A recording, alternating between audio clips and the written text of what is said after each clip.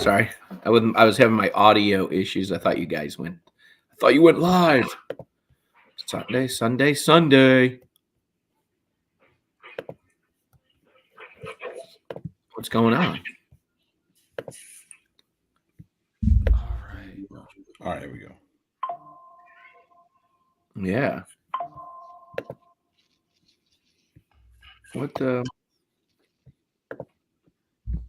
What is All right, we good? Can we hear Joe? Yeah. All right, there we go. Well, I can't connect my Instagram for some reason. It says it's not enough streams. What the freak? What? Are you streaming on another Instagram? You want me to stop? No, that's all right. Let's just It only let you do only 2, Yep. maybe? Yep. Here, I'll end it. I don't give a shit, man. Whatever. So let's start this morning. Yeah. Hey, let me call you guys. Chat for a minute. I got to come right back. This is an important call. All right. Let's add Brent in here. What's up? What's up, guys? What's up, Brent? How are you, man? Doing good. How you doing? Great. Great, boys. Just saw this button, stream to your own audience, to my 15 followers. I'll try that out. Free. How are y'all doing this week? Oh, boy. Oh, boy. A loaded question. That is a loaded question. Well, I guess we'll start with Dave then. How's your week been going, Dave? It's good. I think you know a little bit. I was trying to buy another home. I'm moving quite a ways away, and was all set, ready to go, and then now I'm not. As of Friday at like 5:30, I owe a lot of that to Amazon because, and myself, because I think I utilize a lot of personal credit for business, which wasn't the smartest thing. So if anybody else, wants to, just if anybody can learn from my mistakes, don't do that, folks. Even if you pay it off every single month, it doesn't matter. And so, anyways, yeah, that's been my deal. I'm trying to get a lot of things fixed right now. So I've been on the phone around the clock. I mean, they're open till midnight, 7 days a week, all these creditors and credit bureaus and whatnot. So it's been a lot of fun. I haven't talked to somebody in the United States yet, which is okay. Some lovely About your people, credit. Nice. lovely people overseas, and enjoy that. But it has been a little bit of a struggle communicating, or my part too, just articulating the right way. So yeah, so that's where I'm at. But nobody wants to hear about that. It's not why you're on this. But you asked, and so I'm telling you, that's where I'm at. So no, it's important stuff though. It being self-employed, it does get harder to qualify for homes and stuff too. Just turns into a massive headache. So, what's that? Are you using personal cards, or is that the Capital One Spark that was hitting you? No, it's personal cards. Yeah, it's personal cards for business. You know what I mean? Because I didn't have any business credit, and Brian and I have talked about that recently. It just is very timely that I need to get that done. But I was in a catch-22 because I didn't want to open up any new cards and get credit pulls. So the biggest thing is credit utilization, right? Because we're all like, hey, max it out. Even if you're paying it off, just keep maxing it out. And that's great, get points and all that stuff. The problem is, your rate really needs to be under 25%. So if you got a limit of $10,000, you really want to be only using under 2,500. Who knew? So, and in our world, right? I mean, that's not going to happen. I mean, you're going to try and push the limit every time and buy as much as you can. And again, I'm thinking in my mind, oh, hey, look, I'm paying this thing off right away. No big deal. But that's not the case. So anyways, I learned a lot. That was good. That's good. We bought a house.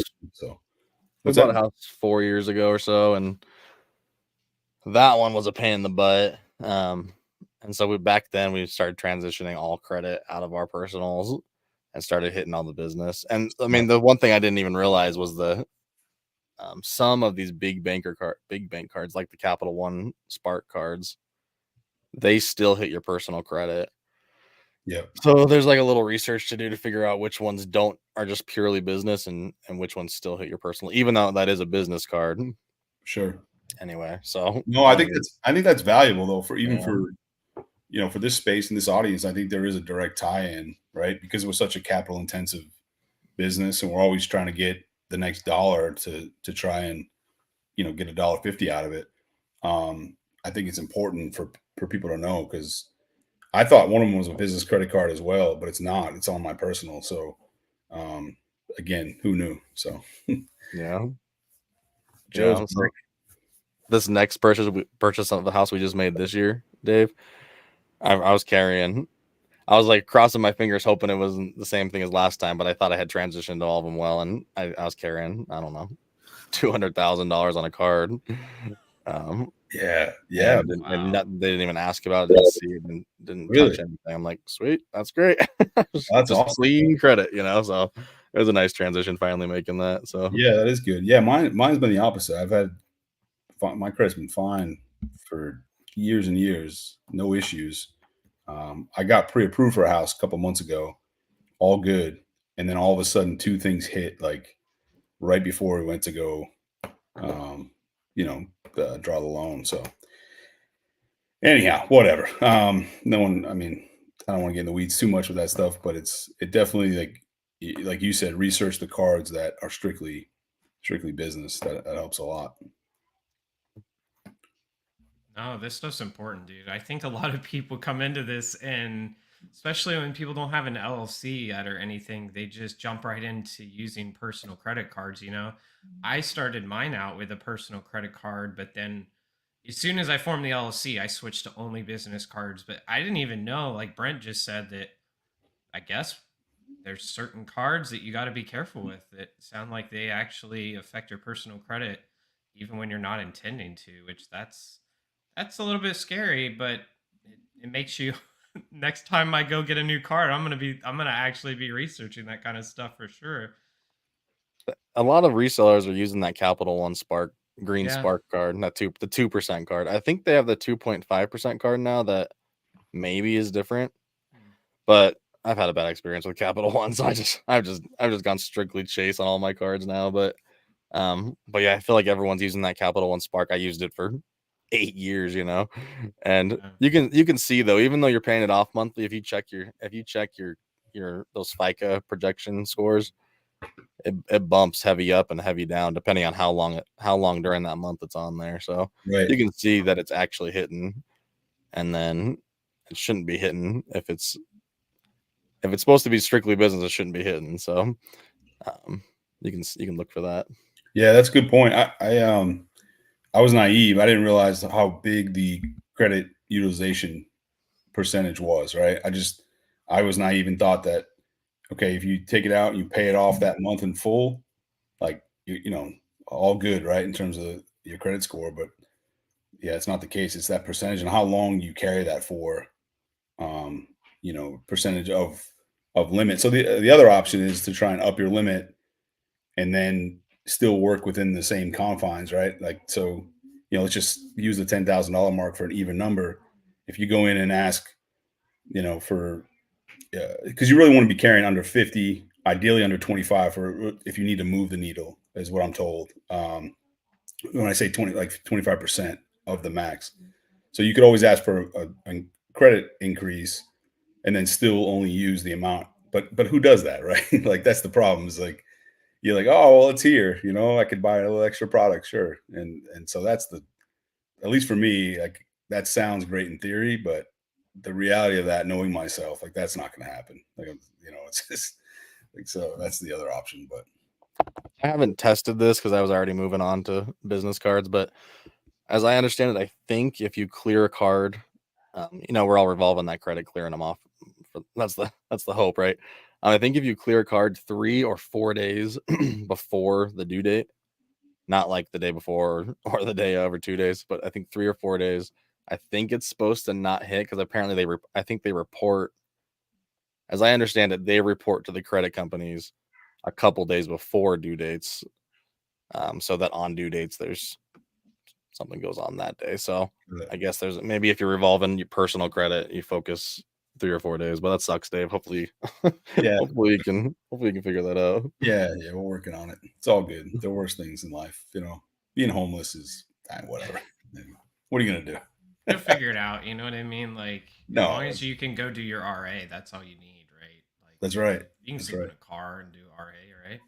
Well, it's funny. I mean, the other part, and this is probably a bigger discussion, is you can have the system's so backwards. Like you can have all the money in the world and sitting in your account, like literally be like, hey, I could pay this off.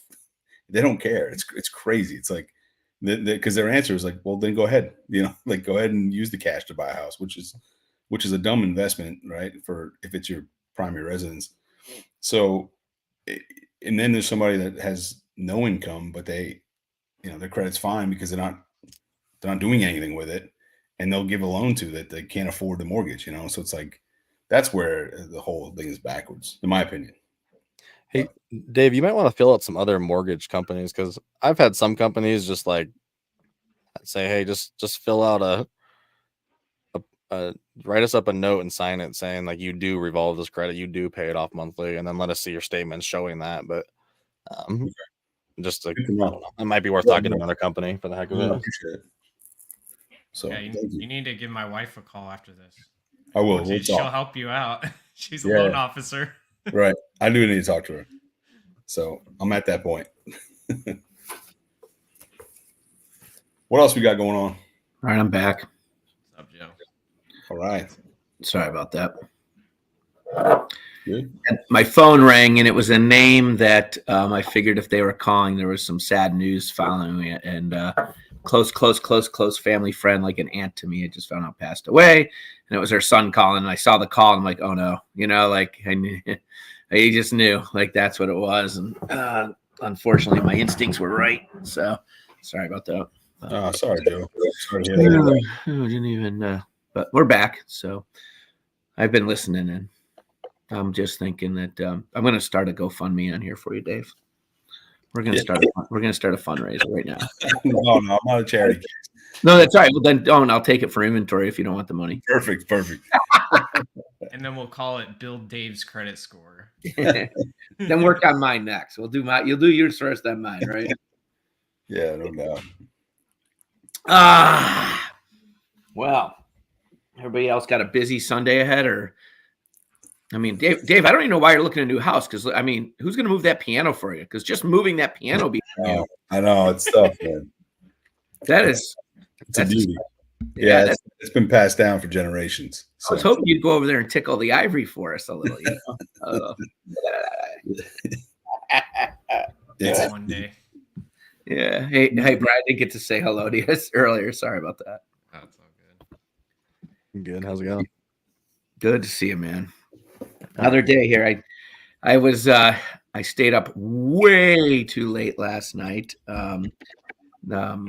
Was working on this house a little bit and getting ready to trying to get it ready to Airbnb before I have to take off to go out of town for a wedding next weekend. And then got on the phone with Dave for a few minutes, had a drink, and then started working on computer stuff for the wedding chat as the officiant. And next thing I know, it was 3 a.m.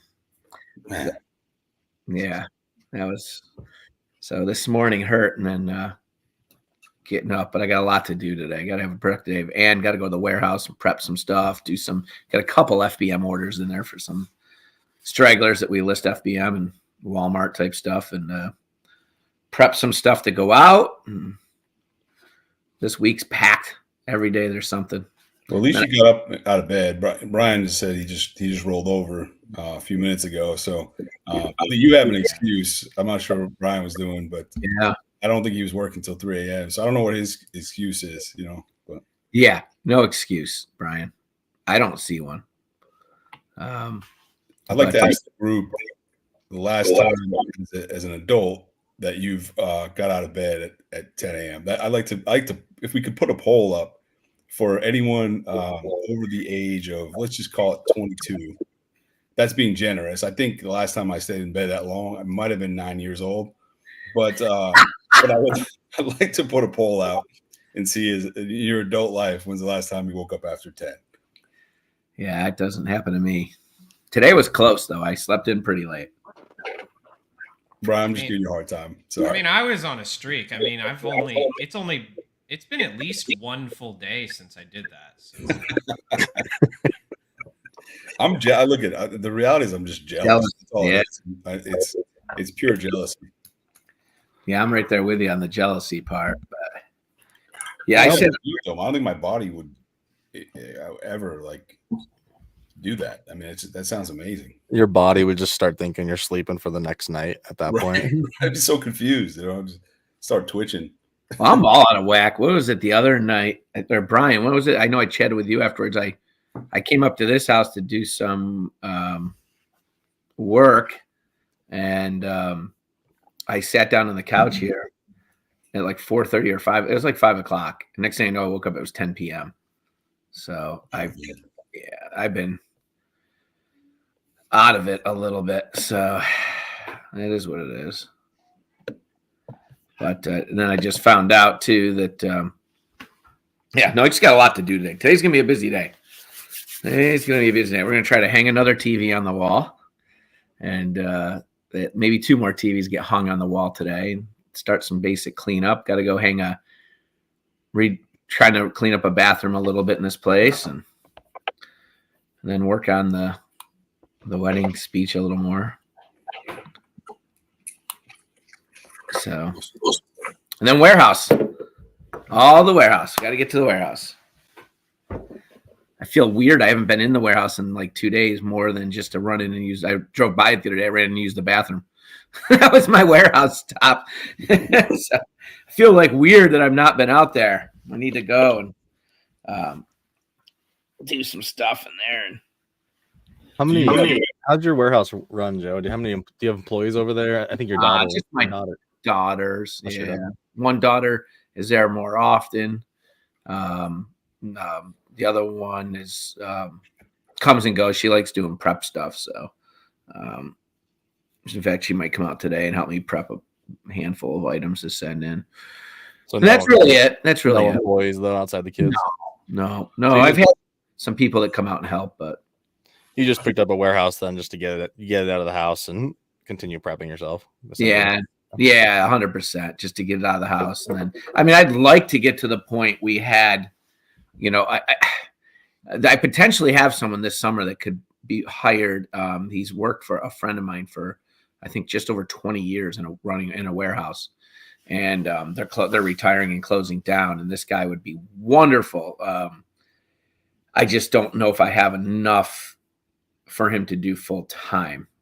I just don't have enough. And then, so I thought about just making a deal and bringing him on, and that would probably encourage me to get to the point, we are set up. We could easily prep for some people in there.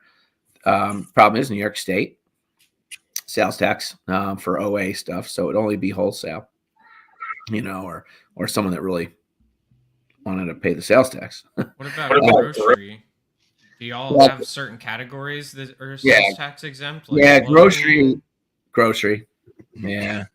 Yeah, I think grocery's it here, other than certain times of the year. I think sometimes they'll run a sale, or a thing where you can, certain items are tax-free, like clothing for a holiday sale or something. But yeah, it's really grocery. I'm going to actually look it up and see what else, but I think it's just grocery. Joe, I'm a big believer. I'm sure you guys are the same way of just, seeing what it looks like, what you want it to look like, and work backwards, right? So, if you want a full functioning warehouse with a full-time employee, again, it's easy for me to say, but because it's probably scary to take that on without the actual business, to support it currently. Right. You're a smart guy. You've built something great already. My thought would be, if that's truly what you want, to go ahead and pull the trigger, bring them on, and just work backwards. Be like, okay, you know what I mean? And just, because now, like you said, to your point, it forces your hand. Like, you're going to have keep this guy busy and justify keeping him on. And I think just by having that, like you said, it'll push you to create the business around him, right? To support that. And all of a sudden, you could have him work on, since he's been that much experience, just on warehouse efficiency and trying to shave seconds off your process, and Yeah. create an assembly line, like all those things that you want it built out when it's lean and mean. So I don't know. Yeah. I think if I had the point where I had like at least 2 other people maybe that we were prepping some stuff for, I think that would just help kind of get it started enough to cover some of the costs, and depend. But yeah, I've thought it through for a while. And there's some other things lingering out there that I'd love to bring in. And we were talking about working with some folks to help with dead inventory, and bring in dead inventory and work on listing that on eBay and Marketplace and, stuff like that. That I think there's a huge opportunity there for us to do because we have the space for it. It would be working. But yeah, maybe I got to talk to him. We still got a couple months before it goes down. I've only talked to his current employers. The inventory thing's smart, man, because I mean, as you know, like it's just no overhead, right? You're like, I have it worked out currently with someone, and any dead inventory or any returns or stuff that can't be sent back in goes to her, and then she lists it whatever she wants, whatever, like it's entirely up to her what marketplace she wants to use. She just takes I give her 35%. So she's incentivized to try and get the max profit out of it. Yeah. But 35%, however she wants to sell it after all the fees and everything like that, she takes 35. And really it's just kind of like a bonus money. I almost forget about it. And then, she's able to just kind of put that into her account every month. Does she do that like through your eBay, your login, or is it all? No, she wanted to, and I just didn't want to mess with it. I didn't want another back end account to deal with. I just didn't want to deal with it. So that's a good point. I did that all through her. She can do it that way. She can, whatever she's most comfortable with, right, for certain things, whether it's meeting people on Facebook Marketplace or listing on eBay and shipping it, whatever she wants to do. Yeah, you can do it, because otherwise, I mean, like you end up with this junk pile. You end up either throwing it away or getting complete pennies on the dollar. And this way here, for me, it was a way to I just look at it as pure bonus. Like it's money, stuff I probably would have thrown away, took it a yard sale, flea market type stuff, Yeah. Where it's kind of dumb because you can get good money for, so they say it's tools. And all this stuff is great. It's just the box is all ripped apart, so it looks like crap, but it's virtually brand new, stuff like that. So is that some sort of 3PL doing that for you, Dave, or is that just a private person? Yeah, it's private. They it's a small, I think I've talked about it on here before, but just a small mom and pop prep center. They haven't done anything like this before. I had a neighbor down the street that would do that for me. It was like a young girl in college. She was great at it. She's now moved on to like a big girl job, but she was awesome. I mean, she would just pick up a bunch of stuff and then literally just send me money, right? I didn't even know. And I trusted her, I was like, whatever. I mean, that's the other thing. I think you got to find somebody, if it's a system like that, you just got to find somebody that you trust that, I mean, and at the end of the day, they could probably screw you here and there. But to me, again, when it's all extra anyways, I'm like, oh, whatever. I don't know. So today you took 40%, like, okay. I don't know. Right. You know what I mean? It's like, I don't know. It's stuff, like I said, I would have been out front by the trash. So yeah, and I know there's a lot of overseas sellers that can't get their merchandise back, so they kind of it'd be trying to tap into that somehow. I don't know how you would to solicit, but maybe just through the communities, right? I don't know. Yeah. But I've thought about it. I think it would be a lot of fun. I think it'd be cool to do. And then I have some buddies. I have a couple liquidation stores. One's right down the road a little bit. And the other one's another town over. I can send stuff over to them. They can put it out in their warehouses, and we can figure out a split. It's just sitting down and doing that and putting it together with like this, this week alone. This is probably the most task saturated I've ever been in my life this week. So, I mean, you name it, we got it going on this week. Medical appointments and house appointment stuff going on, and work, and the 9 to 5, the 5 to 9, you name it. This is the craziest week I've seen in a long time. And then just finding about my quote unquote aunt passing away, and kind of sucks. And then they're doing her services on Saturday, which is the wedding day down in Maryland. So officiating, so I can't. Yeah, it's just I don't think I've seen a week like this ever in my life where I've had so much on the plate. I'm sorry, man. It's tough. Oh yeah, that's just gotta drink a little more. I think that's the problem. I think I'm not drinking. Vodka will help. Hey, Dave's talking about working backwards on that warehouse, Joe. You've already got the space, Yeah. which is the interesting part. Like I've dabbled with the idea of grabbing a warehouse myself for years. I have some stuff here that is prepped locally. I have a I call him a kid, but a kid locally here that runs I don't know, he probably runs $1 million of my revenue through his garage every year, and I could easily just open a warehouse with that kid if I wanted to invest in the space, you know. Yeah. And then I know, I mean, I don't think it's that hard to bring in at least one or two companies at that point. That there's so many people prepping everywhere that need something. So, but you already got the space going. You already got the main expense. You already got the main expense locked in. So it's like it's not that big of a step to grab one employee and I try it. You know, I really have a great space too. That's the thing. Like, I don't have just like space. I have a really kind of the only thing that keeps my space from being absolutely perfect right now is that I don't have an actual loading dock, right? That's the only thing. Other than that, my space is great. So that loading dock portion can be overcome in many different ways. Yeah. But especially if I want to go towards, doing commercial or, wholesale products and stuff, you're going to be doing more pallets. So you got, but there's ways to deal with that too, right? Yeah, I mean, it's pretty cheap if you just ask for lift gate service. Yeah, and you have a one of those pallet jacks. Yep. I mean, yeah, I'm sure you're already doing that, but it's like I realized I thought it was gonna be really expensive. I did that recently. Yeah, and it was super cheap. I was not much more. Yeah. We even have a forklift. It's just so they'd have to pallet jack inside the truck, even better. Yeah, but the forklift isn't running, so we got to invest some money into that, or just maybe I don't know if I would keep that one's just dead batteries sitting in the back room. But yeah, and I've got opportunity. Yeah, it'd be one of those things. Just I think we get a few other things in order here first. Then we're all rooting for you to jump, man. You're on the ledge right now. Just take the leap. Trust me. If I need to fly out there and prep a few things for you, I'm in, man. Yeah, whatever it takes to get it done. Yeah, stay right here at this house. Will be all ready to roll by then. Perfect. It's a disaster in here right now, but yeah, this is like I said, just trying to. And it's funny too. We say about jumping off the right. I had not rented this place yet because it wasn't ready. So, but I had some friends of ours, neighbors, reach out. They're having a wedding, and they're saying, "Hey, is the place ready to rent?" Now they own the house next door. That was their parents' property on the lake here, and I said, when? They're like, well, for our wedding, the week for the second week in May or whatever. And I'm like, yeah, it'll be ready. And it's not, but I said that because I knew it would get us to get it done. Sure. Right. And it's not what we were trying to accomplish is unachievable. It's completely achievable. I wasn't kind of thinking it all through about the wet, everything else going on, that I'm going to be gone for a week. And then in the midst of all this for my 9 to 5, I had a mandatory work trip coming up.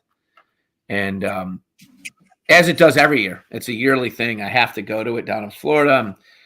Email comes in. I booked my airfare and everything. Don't think twice about it. I'm doing a million things, running 9 to 5, 5 to 9, And then 2 nights ago, I think who was on the phone with me? Our friend Lou is on the phone with me. And I'm walking through the kitchen of my house. And I said something about, and then I'll be down in Florida the first week in May. And I'll see it. And my wife's like, whoa, wait. When are you? What did you just say?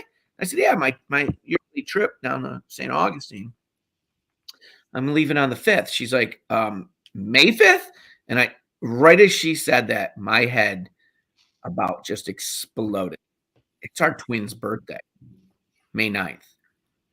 And the fact that I didn't focus, I was so mad at myself and so embarrassed. Like, ooh, okay. How'd I just booking too much stuff, right? Just running from one thing to another. And that's a usual. I book the same flights every year. I just that's old. It's just second nature. So I didn't even think it through with the dates. Yep. That's a separate world in my calendars. Yeah. So the next day was getting that rearranged and figured out and moved around. So now I'll be going the end of June down there, but we got that taken care of. But that's when you know you're doing too much. Yeah. Right. No. So This business can just snowball effect. There's so many things coming from, if you want there to be, there's so many things left and right. It's like eventually, sometimes it feels like it's endless work, yeah. There's some sort of balance to find. I haven't found it. So yeah, I'm with you, but I think balance is overrated, right? I think like none of us are wired that way, right? So it's like it's never going to happen. I mean, and I had to learn that. Come up my whole life as a head football coach, and I was either like, okay, I could have a balance or we can win, right? So it was like, and I've kind of viewed this the same way. But I think you got to. It's a really good topic. It's one I'm kind of passionate about, but I think you've got to kind of integrate and intertwine your, whether it's your family life or like things that you're trying to balance. I think they just have to become part of it, right? So I know that's probably it's counterintuitive a little bit, or not counterintuitive, but it's not popular because everyone's like, well, you've got to be present and be able, and I agree with those things. But if you can, like Joe, you got a great setup. Like you've got, your girls working at the warehouse and all that. That's a great example, right? Where, now that's just, you're stealing time there. Right? They may not know it or appreciate it right now. But looking back, that's cool quality time. Anytime you can swing by the warehouse and they're there. Yeah. That's stealing time with their teenagers, right? Yeah. Are they teenagers? Yeah. Oh yeah. 17. Yeah. So, I mean, they don't want to be around you right now at all, right? I mean, that's how teenagers are, right? But now you found a cool way to tie that into your business and steal time. I think that's awesome. Like, so to me, that's, I don't know. I don't mean to go off on a little. No. I'm with you, man. I always say I always live in organized chaos. It's just when that chaos becomes unorganized, that's when it's, and it is organized. Like I'm chunking away at stuff, I little by little. So, but this show today, we're talking about all about the stuff that no one talks about on the back end of that's good though, right? Like I think we love this show. That's why I wanted to have it, right? This last year, we had the baby a year ago. She's 1 year old now. It has been a transition of some sort. Trying, like, for years, it's just been my wife and I grinding Amazon, and then all of a sudden there's a baby, and it's like, okay, there's a whole nother demand on my time. Sure. A good demand, but it's like, okay, and then the wife's trying to figure out how to navigate that by herself, and if I'm out working and stuff, and it's interesting. But the cool thing is too, in this business, is like she went through a rough pregnancy, and I didn't work for 6 months. I just put it on the back burner. The business didn't grow, but I was perfectly fine in business, running some big money, and so there's benefits there too. But yeah. It's a whole different thing, Well, and that's the nice thing about, right, especially your full time in the business, is that you now can, make those moves or changes as you're not really having to work around what someone else is telling you and saying, and that's true. That's awesome, right? That's a good thing with it, and but yeah, adding in, right, the mix, right, and kids definitely add to the mix of things. And sometimes I know both our kids are taking off for college. We are, Dave. There you go. You are. Right? Yeah. So taking off for college here, this summer, and it's going to be weird because they both go off together. Like it's like, wow, it's going to be like, mind blowing, like how it's shocking. And then, so kind of already thinking those things through, how weird it's going to be and quiet and, stuff like that. So it's going to be a different thing, but we'll see how my wife handles it, and a little nervous about that. So, stressing over it already, and gonna miss him, For sure.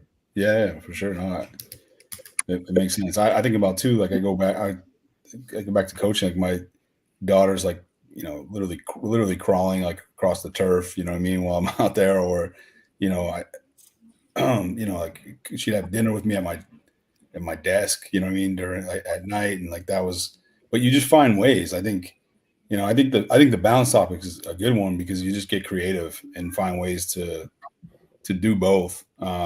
I don't know. When I listen to people like about balance, I'm work life balance. I'm like, give me a break. Like, no, I mean, really, right? Like, if you're gonna do something at a high level, I don't care what it is. If you're gonna run a business or successfully, and you're gonna whatever, you can't. That's unrealistic. I just don't think.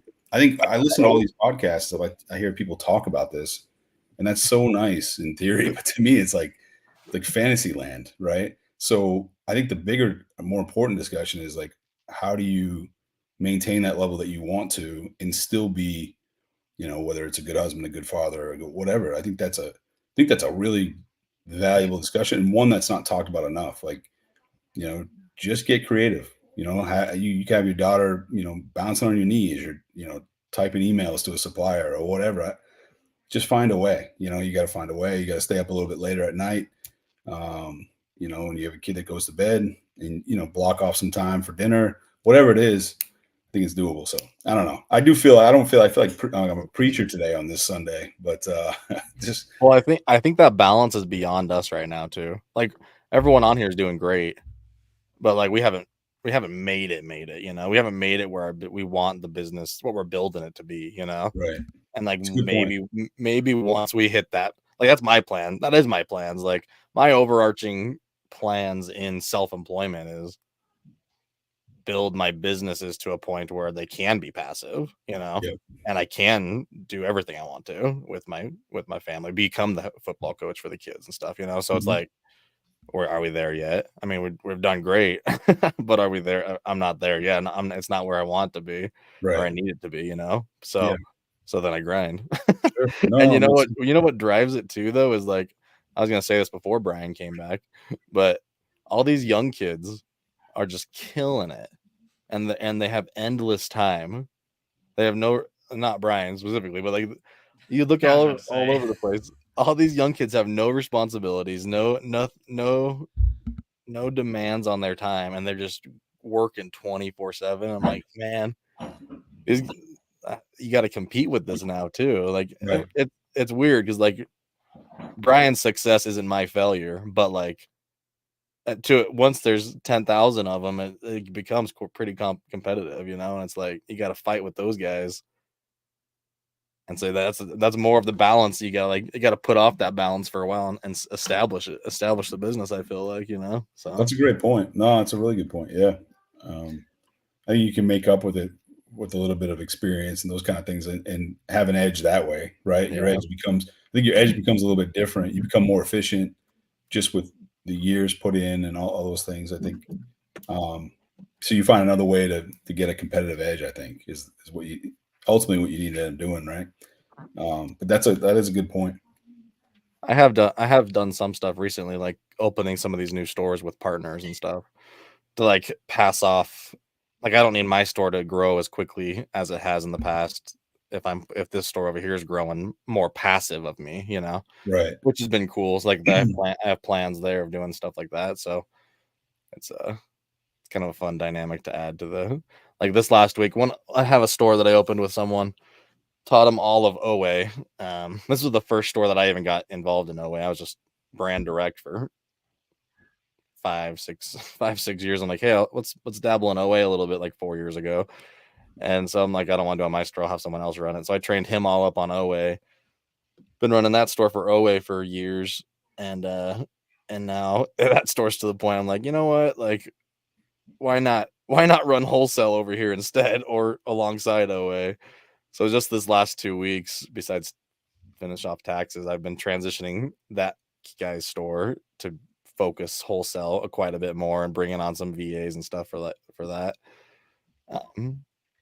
But it's just it's like interesting. I feel like I'm almost replacing myself at trying to replace my own store eventually here with somebody else's work and labor. Hopefully, So there's That's ways. awesome, man. There's ways to like I'm still grinding there, building that. But the hope is there that that allows me some more passive time eventually, so For sure. there's stuff to do. Well, that And a thought I had, Dave, is the way to make it more passive is you just spend so much money that you can't spend anymore. So we're I'm both there. at that I'm point, there. and I haven't been able to buy anything the past week. So I mean, I'm just Right. hanging out now. Yeah, it's very passive because I get it. Yeah, we're both right there as we know that we're. But I will say that brings up a point though about RA is Brent, you did it right because for me, like I was full time at Amazon, right? I actually have a 9 to 5. But while I was doing that, I'm running around like an absolute maniac. You know, I mean, and business was great. The problem with RA, this is a topic that comes up all the time: is it scalable? Is it not? All those things. And I've said this a dozen times, even on this chat. Is it is scalable. It's not sustainable, right? Just because you burn yourself out. But the bigger problem for me now, as I look back on it, is there's no processes in place, right? So like I can't repeat that. Like whereas you built those processes out to create a passive income at some point, right? That's where I think I went wrong. And switching to having a 9 to 5 has been great because now I can reinvest that money and really grow the business. So I'm trying to do that now. But I was pulling so much money out, you know, to live that it was never going to scale. The math doesn't work. So, anyway, it's a long way of saying I think RA is a great model. I think it's a great way to learn the business. I think it's a great way to make awesome margins. You kind of just think like, holy, I'm rich. This is I was like, this is amazing, like unbelievable. But you just can't. It's not sustainable. It's just not. At least for me at that scale, right? Like, I mean, there wasn't a day you couldn't go away for a day. You couldn't. I mean, there's nothing. I mean, you're at Walmart's every single night till they close at 11. You're driving home. Then you then start prepping and do everything after that. It was, now we're talking 2 o'clock in the morning. It was like that every day, 7 days a week. And so, anyways, I think you did it right. By building out those processes that are repeatable. I think that's really cool. And you're able to open up a store with somebody else and show them, and those are things I missed on. And so I think that's pretty neat. I mean, I'm still doing that. I started one years ago. I mean, and it's not like I did that early. Like I was grinding Amazon for 6 years, and then I'm like, like there's this back end stress of that. Like it's great. You're making money, and you're like, oh, holy crap, I'm rich, whatever, like you're saying. But like in the back of your mind, you're like, this could. How does this end? When does it end? Always, So, but still, the business is just growing. It's like it's hard to like pull away from that and like prioritize anything else, No, and so yeah. and so like eventually, it took me probably 6, maybe 7 years. I don't even know to be like, oh man, I need to do something else. I can't just like have only this store, only me running it. And so eventually, I started focusing on some. But then at the same time, like everyone, I think I've said this on here before, but like everyone you talk to, like, what do you do? I run some big e-commerce stuff. Oh, like Amazon? Yeah, Amazon. I always want to talk about Amazon. I always want to learn about Amazon. So everyone wants to learn from you about Amazon in some way. So it's not hard to like bring on these, like figure out a partnership and bring people on is what I've learned, especially recently. I have people all over the place asking me to, especially when I start talking about how I run partnership stores with people. People don't necessarily want to like just be trained or necessarily want to pay you for training all the time. Like, I mean, it's different too because like you want to pick the right partners, and if they're not willing to do this X, Y, or Z, but still, the second you start talking about partnerships and how I fund people's businesses, and I teach them how to do it, and then they go do it, and people are like, wow, that sounds very simple for me to become a part of. And I've onboarded more people and stuff, and more recently that's more recent type stuff, so but it's cool, and I'm still playing with it, seeing how successful it goes. There's frustration in it because no one's no one's gonna grind like you want them to grind. No one's gonna have your experience, and it's frustrating sometimes. It's frustrating sometimes. So, but it's part of it. So Sure. Let me ask you this. If you don't mind sharing. I mean, share whatever you want or don't. But yeah. what does that structure look like? If and again, if you guys don't mind me asking too, just I'm curious on like equity or percentages and that kind of stuff. Like, how do you structure that when you start a partnership with someone else? All the ones I've started so far, I have three partner stores going now. Um, I have my long-standing personal store. It's like 10 years old. I have a store in my wife's name that is totally separate from me, just to have non-linked accounts. But then I have three partners that I've started stores with, and then I have a few others that I'm starting like the coaching phase of opening a few more. But those three stores, just because of that dynamic in those relationships, I just offered I'll fund it. And I don't know what the typical thing actually is, but I just came into it. I just decided I wanted to do something like this. So I came in, I'll fund it. Um, I'll train you, and I'll provide store management as far as like critical things that you can't handle as a new grunt worker on the store, and Doing health type stuff. I mean, yeah, health type stuff or just anything they're like stressed out about. Like, I don't know what to do. It's like, okay, well, calm down. It's not hard. I'll do it real quick for you. Um, and I just came in and I just said, I'll do all these things, 50% partnership. Your job is to run the store. I'm technically the the financial equity. Investor. I you guess. you're the sweat equity, but like I'm going to train you, and I'm going to help on the administrative management, and some of those stores I have had to do more than other stores, depending on how the training went or how the person's progressed and stuff and their time too. And I've also treated those stores, it's been weird because I didn't want to like open stores and like be like, I'm your boss. Like, I didn't want employees, I didn't want to be like, I'm your boss, do you're doing what I say you do. Like, I've just treated those stores as, hey, as you're willing to grow it, I'm willing to help with it and fund it. And that's how I've treated them. And some of them have progressed quicker and some of them progressed slower. But and again, I don't know if like the 50% partnership is like what's typically done in a thing like that. But that's just how I've presented it and done it so far. That's interesting.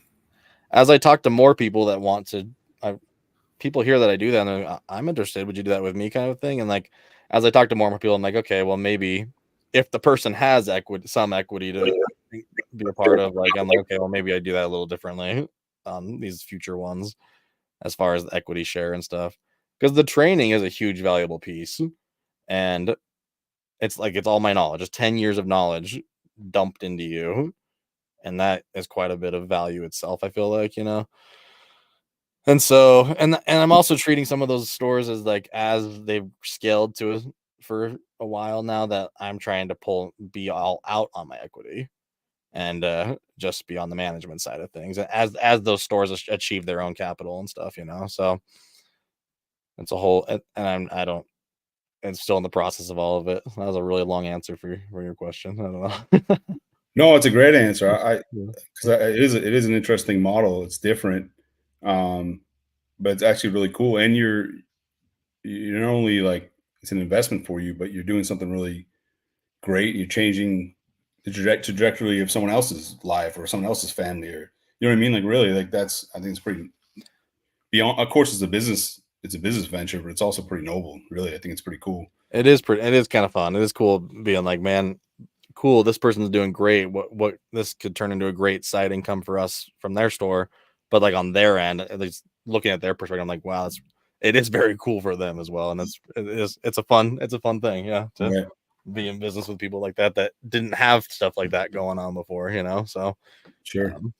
yeah, it's cool. No, I will say the first thing that pops to mind. This is kind of embarrassing, but like for me, the biggest like hurdle would be my numbers, like exactly knowing what I really struggle in this business with understanding net, right? And understanding, 50/50 of what, right?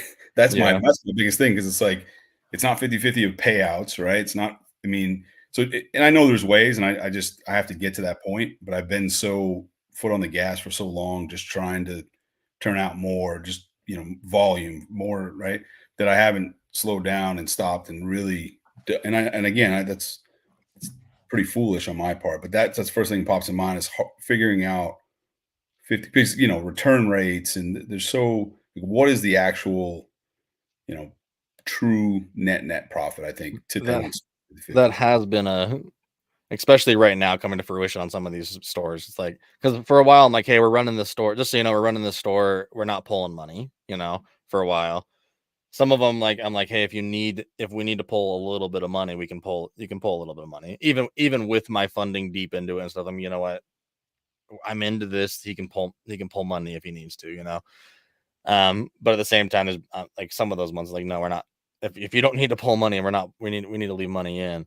Yeah. But now coming, I don't know, one of those stores is like 2.5 years old now. We're like, okay, this person would ideally like to have some sort of salary coming in at a certain point with all the work they've done, So we're trying to figure out maybe pulling like the profit first method on this business now at this point. But okay, we will pull, and whatever you pull, I'm also pulling, just because the partnership makes sense. But so actually at that point, now I'm to the point of, okay, now I'm looking for more capital for that specific business. Like, I don't want to be funding.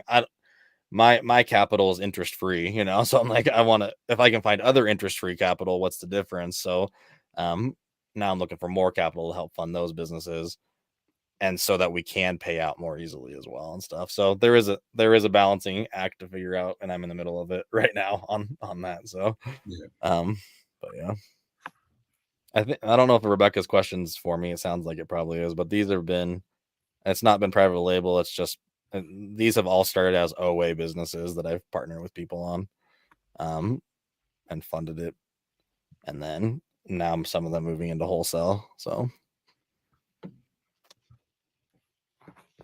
private label is my other baby this year. I'm hoping to jump pretty heavy into private label this year myself. With your own store, I guess you're saying? To try it Yeah. first and learn? Is that kind of what you're planning? Yeah. I think I'd run private label I view private label on Amazon as where you're gonna make it finally in the end. It's actually have an exit strategy and stuff. So, and I've put that on the back burner for a long time. So, hoping to.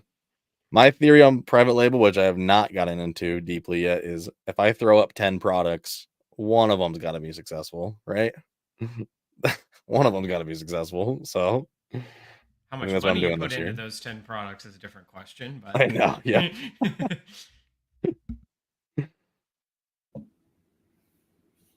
All right. Oh man. Oh, we're closing in on an hour. It went by fast. Sorry, I talked through a lot of that. No, it's awesome, man. Like, that's just a whole point of view or a perspective on the business, right? That's, as we always come back around, it's what makes this business awesome. Is there's just so many different ways to do it, and you're got a whole different avenue than probably a lot think of, right? I mean, a lot of people do coaching, right? But you're doing one-on-one private, like, that's a whole different level, and that's pretty badass, to be honest. But very confusing. My head's just got so many. As you're talking, I was like, yeah, but what about this? Or what about, how are you separating the accounts? Or how because I recently had an account health scare, and was already looking at, like, all right, I need another account. What am I going to do? And then trying to figure out how to set up two separate accounts. Then I'm thinking about the brands we've been working with. What happens if I lose my account? And been working with these, and I can't leave them hanging. What are we going to do? We got to make sure we've got that covered. So now more than ever, it looks like, how do we set up a different account? Maybe run all the direct brand directs through one account, and, other stuff through another account or something. I don't even know. But that's awesome. I can talk on it super fast. My wife's account, we used a local service with a local, what do you call it? Like a virtual mailbox of sorts that they run locally. We added that mailbox to her license, actually, and opened her own account, totally separate from me. No crossover in physical address, IP addresses. We did her license even to, like, not show any previous matching addresses during verifications and stuff like that. and I've taken a pretty serious turn on having separate IPs. So I run all my businesses on separate computers with SIM chips, running separate internets and stuff. And then all my partner stores, those have all just been opened purely in their name. And I just have a back end contract that I have access to their. I'm a partner in those businesses, in those LLCs. But then even those stores, I have computers at their locations, in their homes that they use, they run the business off of. But even those devices started on their home internets, and then eventually we transition them to a SIM chip, so it's not like crossing over to any risk of like contaminating other stores. And then I just remote desktop into all my businesses from my home computer here. That's awesome. And I just run them that way. So and that seems very complex and a pain in the butt. I think it is, but it's worked out. And it was a hypothetical, and it's worked out well. So that's how I'm doing things. Wow. This was that moment. You see my face when I realize I'm the dumbest man in the room. And that is like genius stuff that, in my world, that's like, I don't know what you said, but I really liked it, man. Like, no, and I kind of get what you're saying. That is awesome. And it's just, that's what we're saying. Dave, I still don't believe that the whole RA is not, there's going to be a way. There's got to be a way to sustain that level. I know there is. There's a way to figure it out. You look at what you're talking about. I get it. Like for yourself personally doing it, right? One man, one truck, Sure. one state, thousands of miles, that part maybe, but how to manage that. I still think because you and I've talked about that. I love the RA side of it. And we've heard of others and had success stories on how they do it. But I mean, just listening to Brent, man, he's running like 15 different stores, and how many businesses, and we're talking about how do we get in a car or get someone else to pick stuff up from stores, right? I mean, come on. I mean, people are paying shoppers, aren't they? Yeah. No, it was definitely out there. I was just talking for me, like, to your point, as a one man show, I was going to end up hospitalized. I mean, seriously. Yeah. And I say that like half kidding, like it was just unhealthy, right? Like part of it was being in Texas in the summer in a garage that, it was probably 180 degrees in there, but things like that. But no, it's just, you're right. Like, I just listened to a couple podcasts this week. I'm sure you guys have heard them too, where, they had RA sellers that are doing 13 million plus a year off of RA. And they've got processes in place, and they've got warehouse efficiency. And on top of that, they're prepping for other people. But they're lean as can be. Unbelievable. And so it's been proven it can be done. I guess I always go to like my head just always goes to like the negative, right? I'm thinking like, oh, well, man, they don't know about IP complaints. I'm going to end up with a bunch of those. And, because my account got shut down once already. So I've been through that. I don't want to relive that. That was when I was RA. I was RA full time, and it was months. That was my full-time income. And I went months without being able to take $1 out. And it was a scary time. Right. Yeah. And so those are the things that come to mind, but it's obviously doable. People are doing it and getting it done at a high level. And so you're right, Joe. It can be done. And so I just got to figure it out. Stop being a wuss and figure it out. That's it. That's the bottom line. Or you try to make this wholesale thing work. That's the other, I'm there. And Brian can tell you that the scary part right now, the wholesale thing is, at least again, for me, my experience right now is a bunch of money out there, right? So you just go all in, not a ton of SKUs, right? Like, cause that's the difference in models. And it's not in a fulfillment center yet. And you're just like, my money is not working for me at all right now. Like it's just out in the ether somewhere dancing around. So that's, until I can get that cycle rolling. But then I have to remind myself, like when you're in RA, it was the same thing. You had to wait a while for it to, even though it's a quicker process, you still had to, when you first start and you have nothing in there, you're sending out stuff consistently. Eventually that clicks and it becomes automatic. And that's where I need to get to. It just, again, it's like starting almost an entirely different business, right? When you go that way, because the lead time, the turnaround time is just that much longer. And so you just got to get used to that cadence. Yeah. And then something happens where the package gets held up somewhere, or I mean, Brian knows I'm dealing with a distributor right now that their first shipment, they never made it. Like printed labels, sent them labels, and it sat for like weeks and weeks. And it was a small one. It was a test run with them, so many new products, and then it never went. It never went. So dealing back with them again, circling back, they're shipping out some more product. We had to delete the shipment finally after almost 6-7 weeks. Delete the shipment completely. We start a brand new shipment. They've got some other stuff. Hey, we're going to get these out for you right away. So I instantly sent labels. Hey, thanks. And they, as of yesterday, it still hasn't been checked in yet, or like from scanned in. Just a couple. And this is not talking a lot of items with these guys. This is just getting us started with them. And I've upheld my end of the bargain. My last message with me is this is getting effing ridiculous. And the response to that, as I'm looking over, is that they haven't sent them, or they're not listed on Amazon. No, they haven't sent the packages. Hasn't been scanned in yet by UPS. It's just some SPD stuff. And as of yesterday, I'm still on red for the last 2 days. So this is getting like, and again, it kind of at a loss, right? I mean, there's nothing I can really do about it at the end of the day. Other than I was just hoping to get this shipment out because it was going to cover my losses from the last one that they never sent. Right, that's what I'm saying. That's what this one was going to cover, that, and and get us on the right path forward. Because I have some friends, 2 other gentlemen that purchase from this distributor on a regular basis, tens of thousands of dollars every single month, and very excited to get it going. And it's just, comedy of errors right now. The fact, like Ray said, now I'm on red again for 2 days, so that's a problem. So, and there's, again, that's tied up money now for 2.5 months, and and then you get, like you said, with the wholesale, a lot of money sometimes into one SKU, right?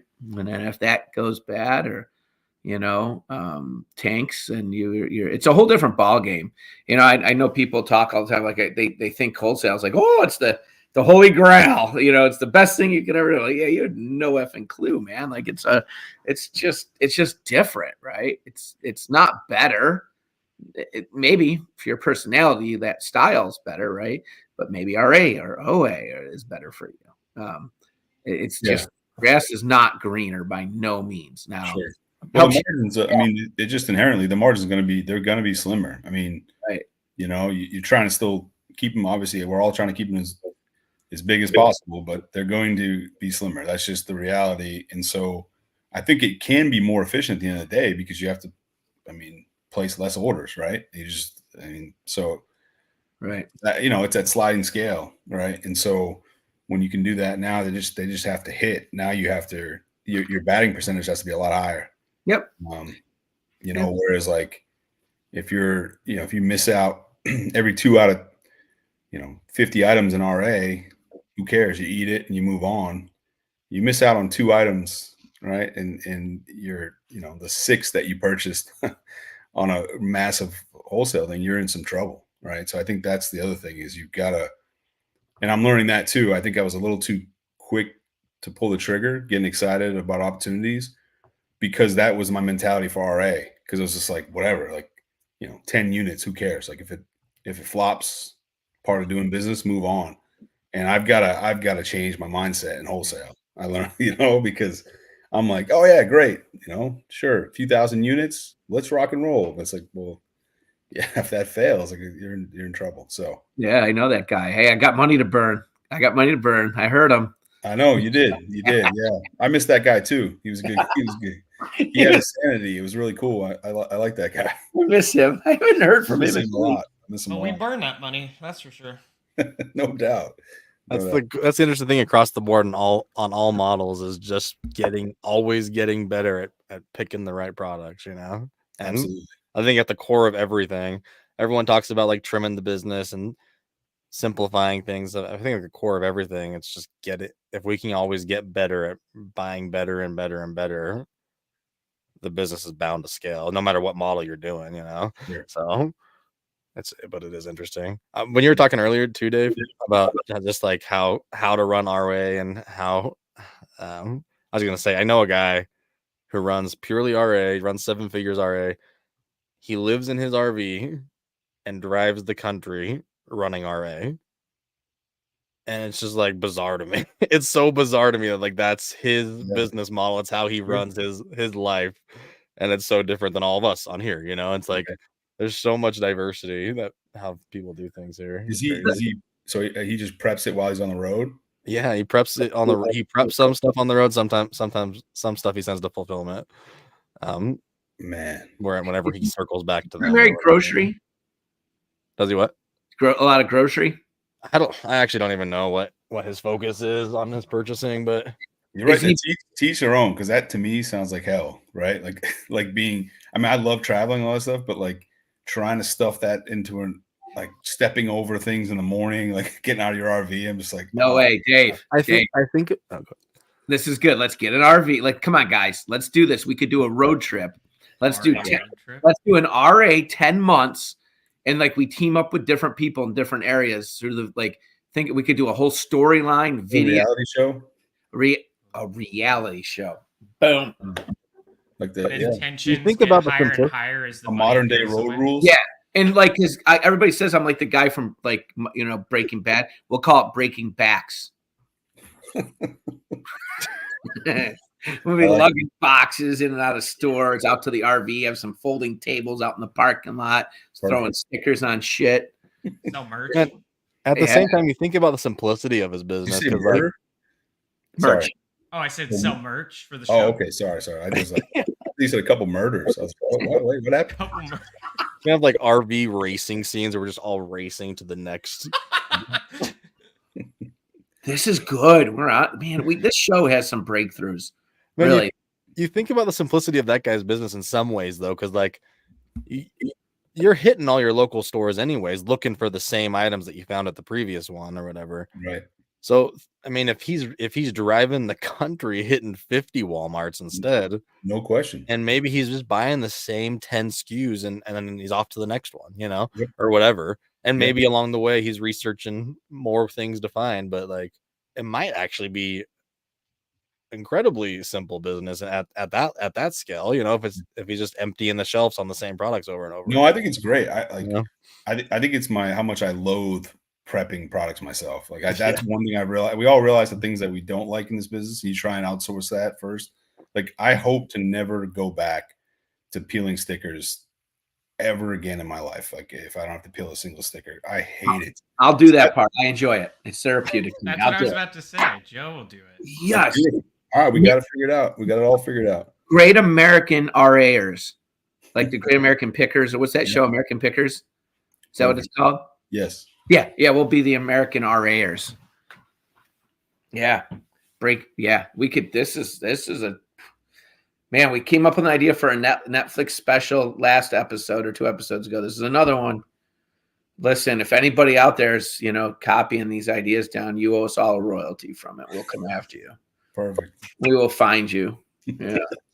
Yeah, this is awesome. Well, hey, we broke a little bit after the hour. I don't mean to exit such a good time, but it's a good time. But until next time, I got a lot to get done today, and I'm gonna end it here and jump backstage for a couple minutes. And I appreciate you all, and thanks, man. Thanks for joining us again. This was good stuff.